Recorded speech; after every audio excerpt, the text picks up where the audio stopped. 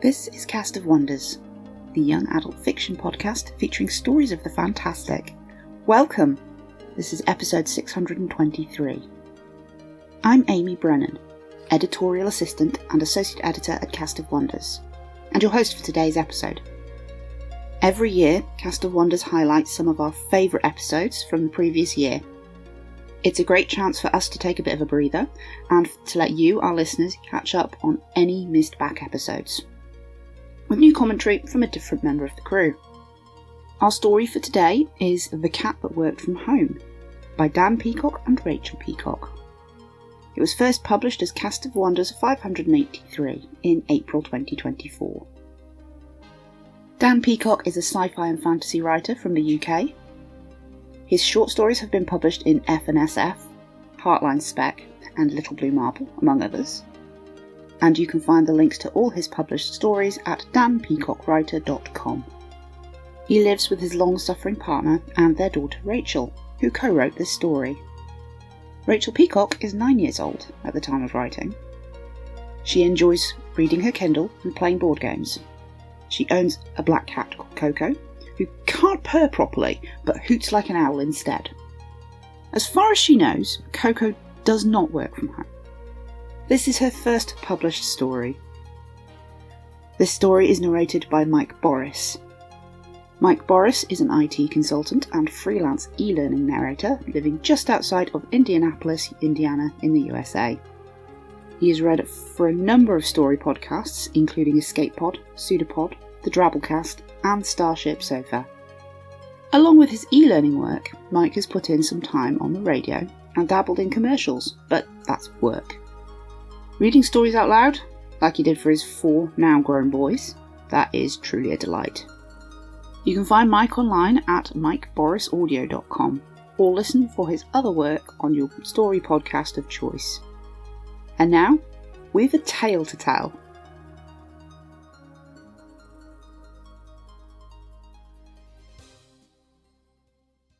The Cat That Worked From Home by Dan and Rachel Peacock. Read to you by Mike Boris. Macaroni's workstation is set up just the way he likes it. He has a little laptop with little buttons for his little golden paws, adjusted to a comfortable height. His scratch post is within easy reach. All he has to do is lean over the mousepad and mouse and... Mouse! Macaroni tackles the computer mouse and rolls around with it until he is sure it has been sufficiently killed. Satisfied, he returns to his work. It's a good day to be working from home. The sun is coming through the window just right, and a warm rectangle of light is spreading across the carpet, ready for his lunch break. Macaroni stops. There's a noise from outside. He jumps up onto the windowsill and sees Gingerbread, his next-door nemesis, clambering over the garden fence. Macaroni runs downstairs and out of the cat flap. The orange fur on Gingerbread's back rises, but he quickly relaxes. "Clear off," Macaroni says. "This isn't your garden. I'm trying to work from home here." "Oh, I'm sorry," Gingerbread says. "I didn't realize you were conducting such important business." "It is important business.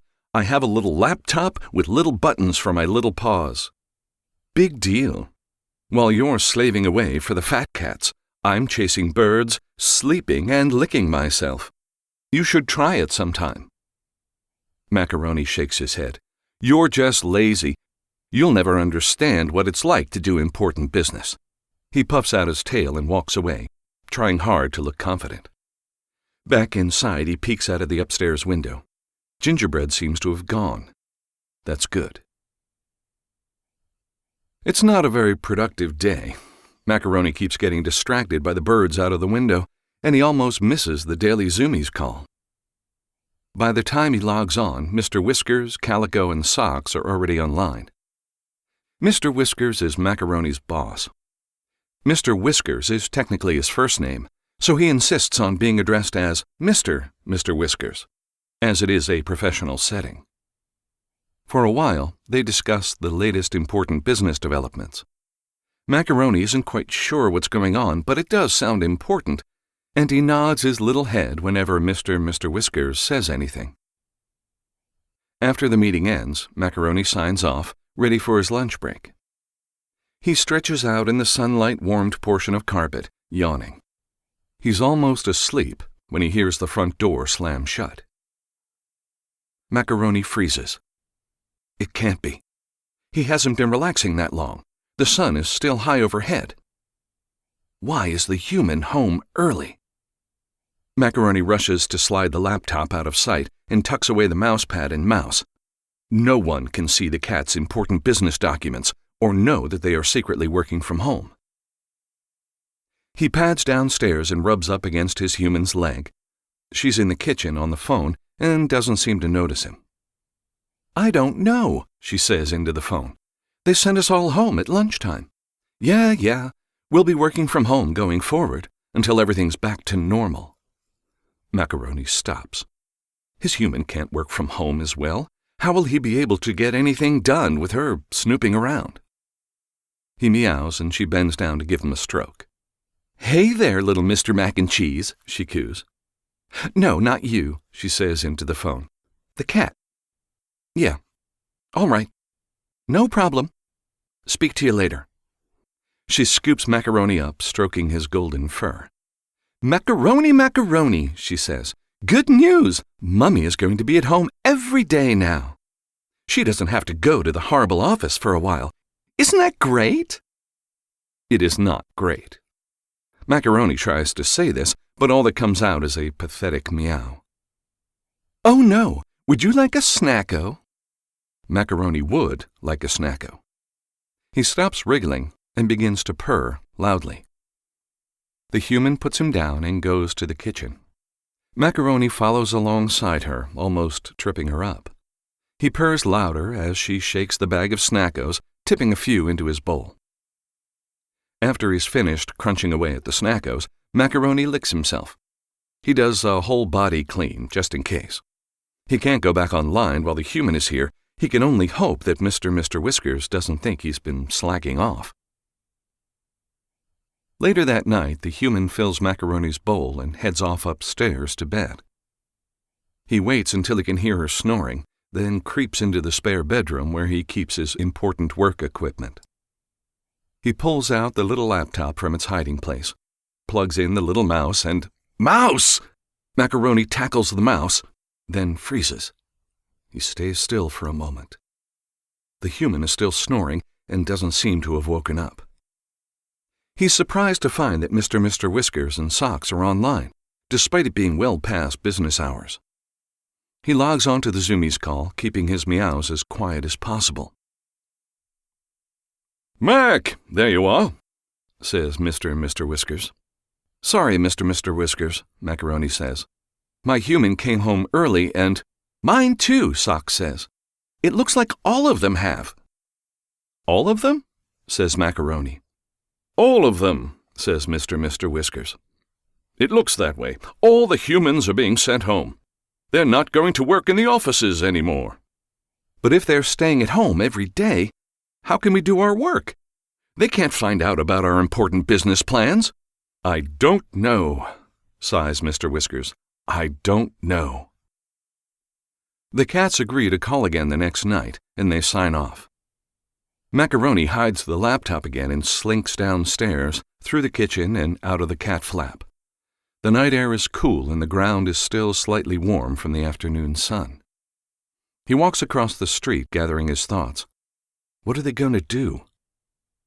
He trots past the houses and into the little wooded area at the end of the street. It's a quiet place, good for thinking and sleeping and shouting at birds. There's a noise overhead. Macaroni startles as Gingerbread jumps down from a tree in front of him. "Evening," Gingerbread says. Macaroni turns away. "Leave me alone." "What's the matter?" Gingerbread says. Macaroni's tail swishes from side to side. "All our humans are working from home now. It means we can't work. The business will grind to a halt." "Oh, I see. That sounds bad." "It is," Macaroni says. "Well, my human is still gone," Gingerbread says. "Maybe they're more important than yours." "Wait, what?" Macaroni says. He looks back. Sure enough, there isn't a car on Gingerbread's driveway. Yeah, no idea what they do, but they're always gone for weeks at a time, Gingerbread says. An idea is starting to form in Macaroni's head. Say, Gingerbread, old pal, would you mind if I used your place to work from home?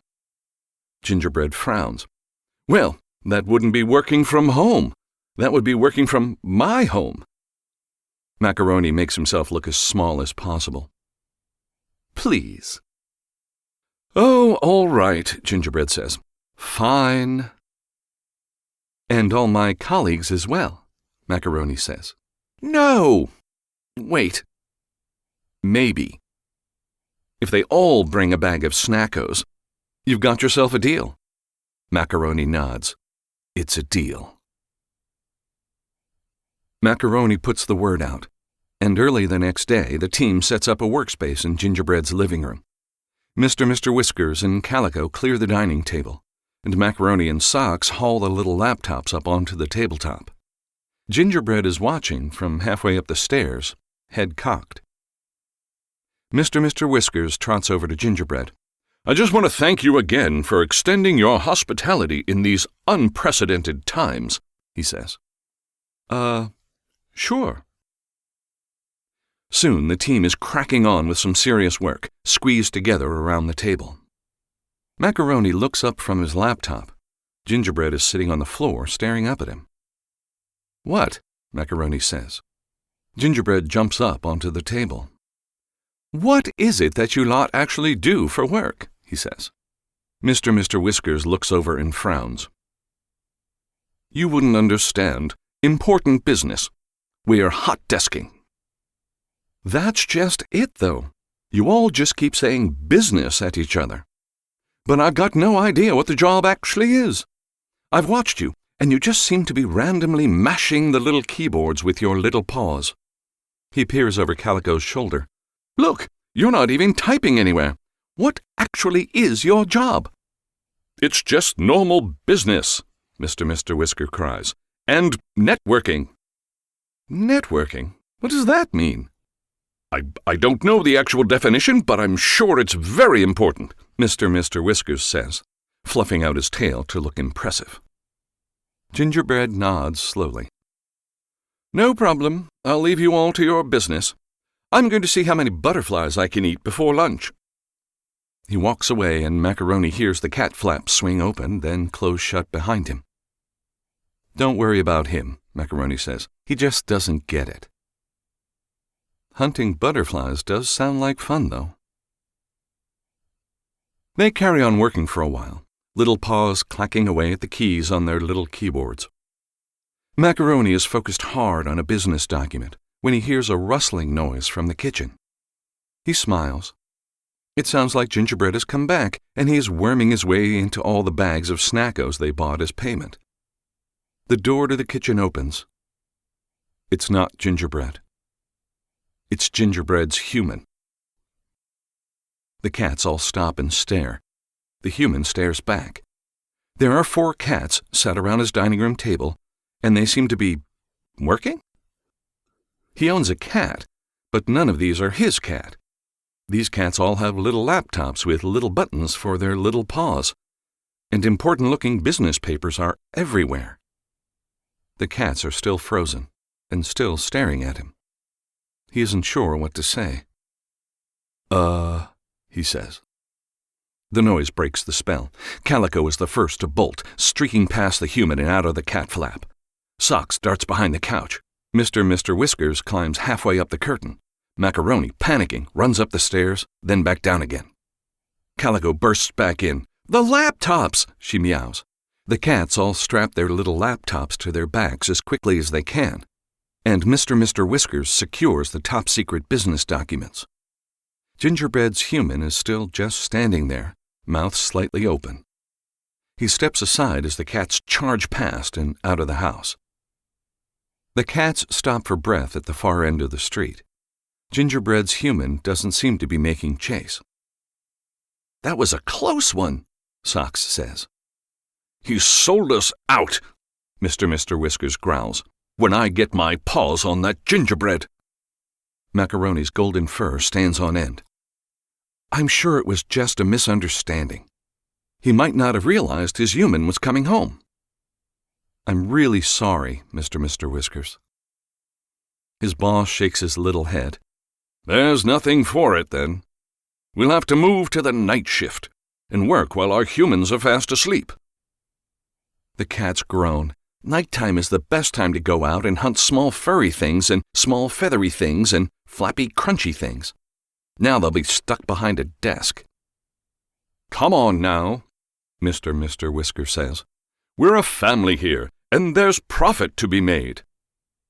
Macaroni hasn't been aware of any profits so far, but he trusts in Mr. Whisker's business plans. The next day, just as the sun rises over the treetops, Macaroni pads downstairs. It's been a long night, working away in the spare room while the human sleeps. Gingerbread is waiting in the back garden for him. I hope you're happy, Gingerbread says as Macaroni emerges from the cat flap. Excuse me? I'm the one who should be angry, hisses Macaroni. We almost got caught yesterday. All our secret business documents. Never mind your secret business documents, Gingerbread says. My human thinks he's gone crazy. He's locked the cat flap now, so I have to wait outside and meow until he lets me in. He's lost it. Macaroni looks down. Well, if we'd known he was coming home. Forget it, Gingerbread says. I'm going to go and eat some grass and throw up. You do whatever you need to do.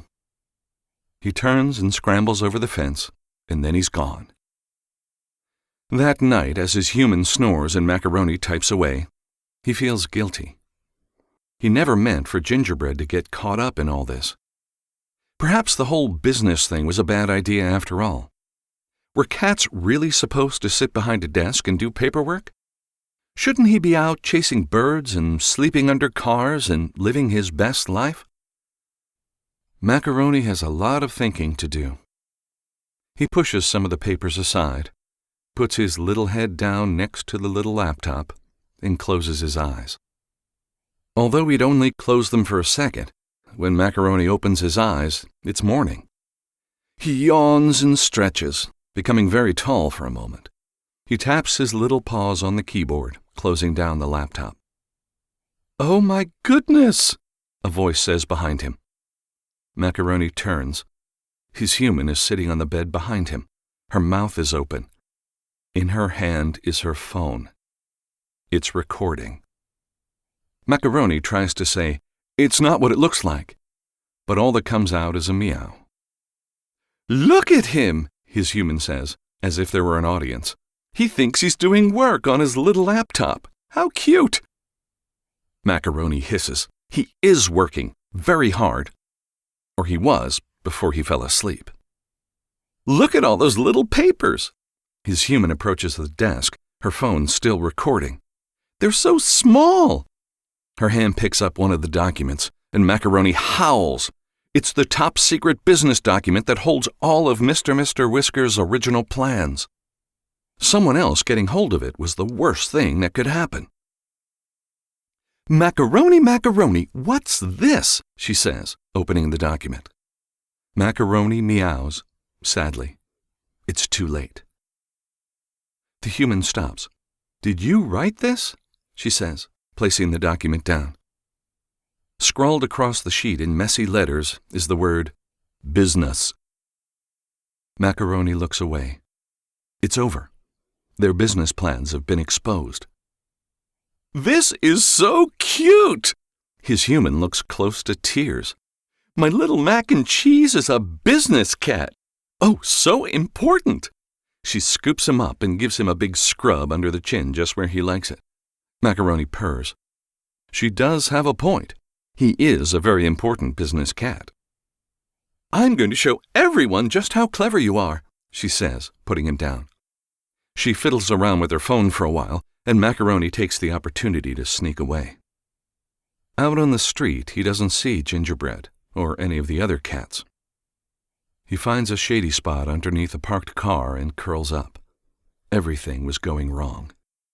Gingerbread was already mad at him, and now Mr. Whiskers would be furious. Feeling low, he puts his little head down and tries to resume his sleep. Macaroni awakes to find Calico and Socks peeking under the car, looking at him. "There you are. Mr. Whiskers wants to see you," Calico says. "You're in big trouble," Socks says. "Big trouble," Calico repeats. "He says you exposed our plans. Everything is ruined. Your owner uploaded a video of you working. It's all over the internet." "It has over 10 views already," Socks hisses. Macaroni wriggles out from underneath the car. "I'm sorry," he says. "Please tell Mr. Whiskers I didn't mean for this to happen." "Well, don't spend all day moping," Calico says. Mr. Whiskers wants us back at work right away. He didn't get too far with the business side of things, but now he wants to try investing instead." "Investing? What's that?" "I don't know exactly, but it sounds very important." Macaroni looks out, past the other cats, to their street and the little wooded area beyond it. There are lots of fun things there to chase and catch and crunch, and shady areas to flop down in, grass to snack on. "No," he says. "I quit." "You what?" Calico and Socks say together. "You heard me," Macaroni says, puffing his fur out to look big. "I quit. I'm not going to be part of this exciting new opportunity. You can tell Mr. Whiskers I won't be working for him anymore." Calico looks speechless. Socks frowns. "What are you going to do? Are you going to go solo? Make your own startup company?" Macaroni shakes his head. "I think I'm going to eat some grass and throw up everywhere. Then maybe shout at a bird. And then I'm going to find my old pal Gingerbread and tell him I'm sorry, and tell him he was right." Socks and Calico laugh. "Sure thing," Calico says. "You'll regret it when we're rich and famous and important." The two cats slink away, leaving Macaroni alone in the street. He trots back to his garden and enters the house through the cat flap. His owner is watching something on one of her little screens, so she doesn't notice him sneaking the entire bag of Snackos out of the house. Macaroni drags the bag down the street and into the small wooded area behind the houses. After some difficulty opening the bag with his little teeth, he knocks the bag over and the Snackos spill out. Purring, Macaroni buries his face into the pile. He looks up and sees Gingerbread staring at him. He'd arrived even quicker than Macaroni thought he would. "Wow," Gingerbread says. "You got enough there, buddy?" Macaroni smiles. It's a big bag, but it's actually just the right amount. The label says that it contains 30 servings, but really, it's perfect for 2. I am an absolute sucker for stuff that's either cute or somewhat quirky and whimsical. So when I saw this story in the slush pile for the first time, it was always going to have a hell yes vote from me because it combines both.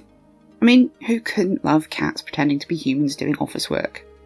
It's also one of the first pieces of fiction I've read that works COVID into the narrative.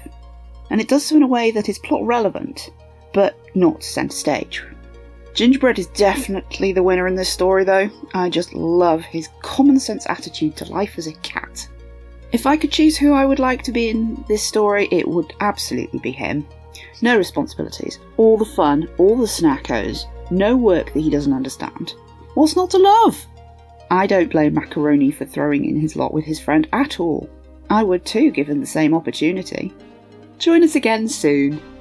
We love bringing you the best audio fiction week after week, but we can't do it without your support.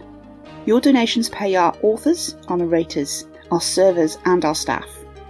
Please consider supporting us with a monthly donation through either PayPal or Patreon. You can also review us on Apple Podcasts, request us on Spotify, and consider the stories we publish for award consideration. There are lots of ways you can help. Join the discussion on the EA Discord and visit us on Blue Sky at castofwonders.org. Come say hello!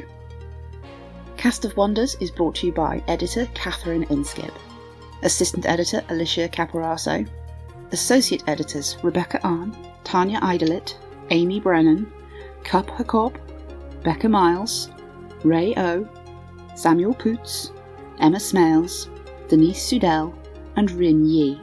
Our editorial assistant is Amy Brennan, and our audio producer is Jeremy Carter. Cast of Wonders is part of the Escape Artists Foundation, a 501c3 non-profit, and this episode is distributed under the Creative Commons Attribution, Non-Commercial, No Derivatives 4.0 International License. That means you can download or listen to the episode on any device you like, but you can't change it or sell it. Our theme music is Appeal to Heavens by Alexei Nov, available from Promo DJ or his Facebook page.